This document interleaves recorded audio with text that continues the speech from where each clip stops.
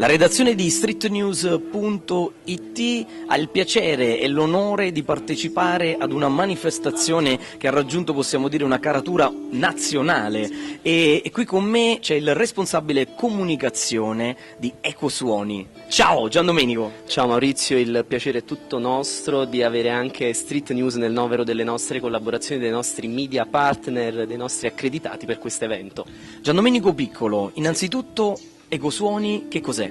Ecosuoni soprattutto e innanzitutto è un discorso che cerca di connettere ecologia, recupero degli spazi sociali attraverso la fruizione di buona musica, in questo caso alternativa, a volte un po' più pop, quindi diciamo che è su questi tre vettori principali che si veicola il nostro discorso, la nostra mission associativa. Benissimo, allora quindi valorizzare il sociale attraverso l'ecologia e soprattutto attraverso la musica. Quest'anno diciamo che di anno in anno siamo andati migliorando.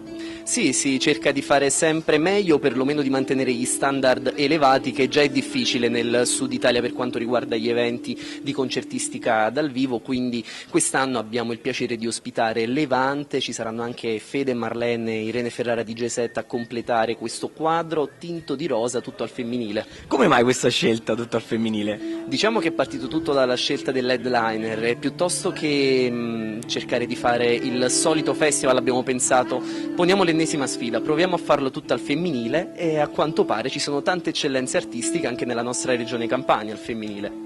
E noi siamo contenti e allora siamo pronti anche a seguire questa manifestazione, una grande manifestazione, lo abbiamo detto, 2017. Caro Gian Domenico, l'in bocca al lupo ovviamente e soprattutto l'appuntamento poi vivendo questa manifestazione anche per il 2018. Come possono mettersi in contatto i follower, attraverso che tipo di diciamo social, non so, dacci tu qualche informazione in merito. Sì, sui social siamo molto presenti e soprattutto molto attivi, ci piace rispondere alle persone che chiedono informazioni, domande, come si può notare in questi giorni è stato un lavoraccio ma penso che l'abbiamo portata a termine abbastanza dignitosamente. Comunque ci potete trovare sui social, su Facebook, pagina fan Ecosuoni, account Instagram sempre Ecosuoni, ma soprattutto sul nostro sito ufficiale che fa comunque da riferimento per tutte le nostre iniziative, www.ecosuoni.it. Ti ringraziamo Ecosuoni e da streetnews.it è proprio tutto. Ragazzi, seguite, questa è una grandissima manifestazione, un grande evento. Ciao Gian Domenico. Ciao ragazzi, ciao a tutti i lettori e i follower di Street News.